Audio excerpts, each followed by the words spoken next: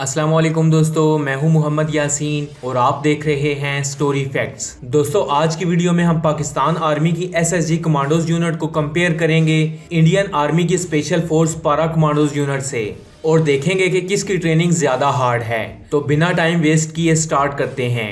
सबसे पहले बात करते हैं एसएसजी कमांडोज यूनिट के बारे में। एसएसजी का पूरा नाम स्पेशल सर्विस ग्रुप है और इसे 23 मार्च 1956 को एज अ बटालियन बनाया गया और इसकी बुनियाद बेसिकली यूएस आर्मी की स्पेशल फोर्स की तर्ज पर रखी गई थी। अब ये एसएसजी कमांडोज यूनिट पाकिस्तान की स्ट्रेटेजिक फोर्स कमांड के अंडर काम करती है। इस फोर्स के ज्यादातर कमांडोज रिटायरमेंट के बाद आईएसआई के डिफरेंट डिपार्टमेंट्स में डायरेक्टली तैनात किए जाते हैं। इस यूनिट के ज्यादातर ऑपरेशन सीक्रेट होते हैं और मोस्टली इनके बारे में खबरें मीडिया पर शाया नहीं की जाती। इन एसएसजी कमांडोज का फील्ड का यूनिफॉर्म ग्रीन कैमोफ्लाज होता है।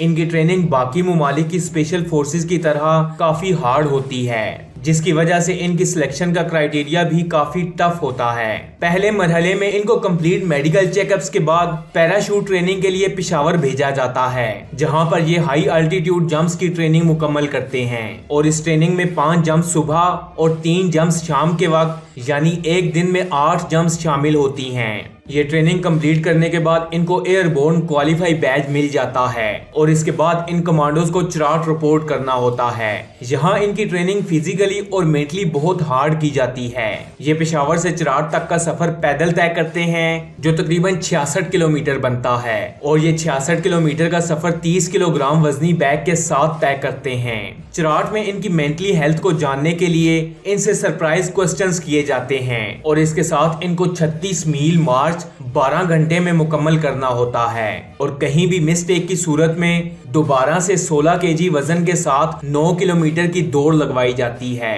इन सब ट्रेनिंग्स के बाद इनकी वेपन ट्रेनिंग्स होती है, जिसमें ये कमांडोज पाक आर्मी के जेरे इस्तेमाल तकरीबन हर वेपन चलाते हैं और इन वेपन्स में G3, MP5, AK-47, स्नाइपर्स और रॉकेट लॉन्चर्स वगैरह शामिल हैं। किसी मिशन में जहां खुराक और पानी मुयस्सर ना हो, वहां प्यास लगने की सूरत में मुर्गी का खून पीना और भूख लगने की सूरत में सांप या मेंढक का कच्चा गोश्त खाना इनकी ट्रेनिंग का हिस्सा है। इन ट्रेनिंग्स के बाद इनको कुछ वक्त के लिए फिजिकल टॉर्चर भी किया जाता है, जिसमें इनको एक बोरी में डालकर मारा भी जाता है। दरअसल ये इनके सब्र का इम्तिहान होता है, ताकि दुश्मन के हाथ लग जाने की सूरत में ये हर किस्म की मार बर्दाश्त कर सकें। इस ट्रेनिंग के दौरान अगर कोई भी सोल्जर हार मान ले तो उसे कोर्स से निकाल कर वापस उसकी यूनिट भेज दिया जाता है।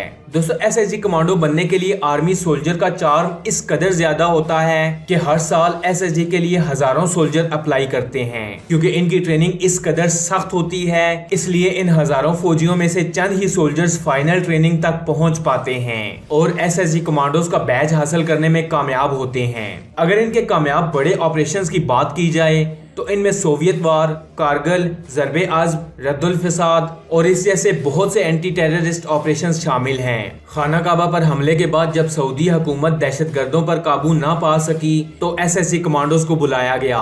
इन एसएसजी कमांडोज ने थोड़े से वक्त में बिना किसी जानी नुकसान के खाना काबा को दहशतगर्दों से खाली करवा लिया। इसके अलावा गैर मुल्की ऑपरेशंस में एसएसजी कमांडोज ने श्रीलंका को टूटने से बचाया, बोस्निया को सर्बिया के जुल्मों सितम से बचाया और इस जैसे बहुत से गैर मुल्की कामयाब ऑपरेशंस भी शामिल हैं। इसके बाद बात करते हैं इंडियन आर्मी के पारा कमांडोज फोर्स की। इस फोर्स को 1966 में बनाया गया और इस कमांडो फोर्स की बुनियाद स्पेशली ब्रिटिश स्पेशल फोर्स की तर्ज पर रखी गई।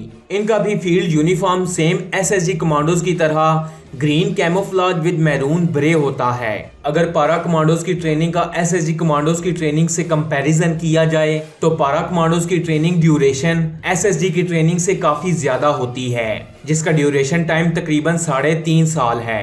यानी पारा कमांडोज का बैज हासिल करने के लिए 3.5 साल लगते हैं। इनकी ट्रेनिंग के पहले हिस्से में हाई अल्टीट्यूड जंप्स होती हैं और इन पारा कमांडोज की ट्रेनिंग में तकरीबन 50 हाई अल्टीट्यूड जंप्स लगाना होती हैं। लेकिन इनकी फिजिकल ट्रेनिंग एसएसजी कमांडोज की निस्बत काफी कम होती है, जिसमें इनको सारे मिलिट्री सामान के साथ सिर्फ 20 किलोमीटर मार्च करना होती है। जबकि एसएसजी कमांडोज की मार्च 66 किलोमीटर है। फिजिकल ट्रेनिंग के बाद इनकी वेपन्स ट्रेनिंग की जाती है, जिसमें इनको भी इंडियन आर्मी के ज़ेरे इस्तेमाल हर किस्म का वेपन चलाना होता है। अगर पारा कमांडोज के वेपन्स की बात की जाए तो इनके वेपन्स काफी जदीद हैं और इनके पास तकरीबन सारा जदीद असलाह होता है। इसके अलावा इस फोर्स को लीथल फोर्स का नाम भी दिया जाता है। अब अगर बात करें कंप्लीट फिजिकल ट्रेनिंग की तो एसएसजी कमांडोज फिजिकली ज्यादा स्ट्रांग हैं। अगर वेपन्स की बात की जाए तो पारा कमांडोज इस एतबार से एसएसजी कमांडोज से ज्यादा बेहतर हैं। लेकिन एक बात जो एसएसजी कमांडोज को बाकी तमाम ममालिक की फोर्सेस से अलग करती है वो एसएसजी कमांडोज की मेंटल स्टेबिलिटी है, जिसमें मेंटल और फिजिकली टॉर्चर शामिल है।